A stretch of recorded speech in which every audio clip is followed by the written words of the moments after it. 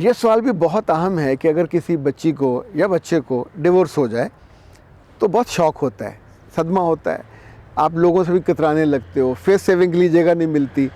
कभी अपने पुराने ताल्लुक़ की कहानियाँ मत सुनाइए।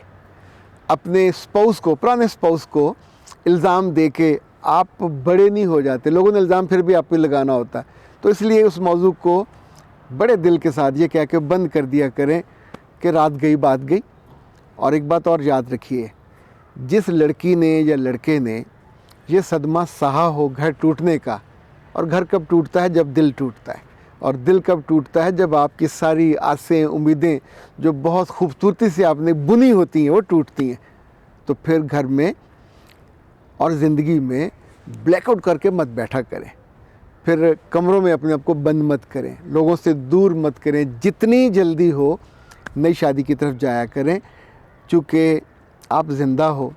ज़िंदा को सांस चाहिए, ज़िंदा को मोहब्बत चाहिए, ज़िंदा को खुशी चाहिए, ज़िंदा को आबादी चाहिए, खाना आबादी चाहिए, और ज़िंदा को अपनी आँखों, दिल और पूरे जिस्म के साथ साथ अपनी रूह को भी तरोताज़ा रखना होता है।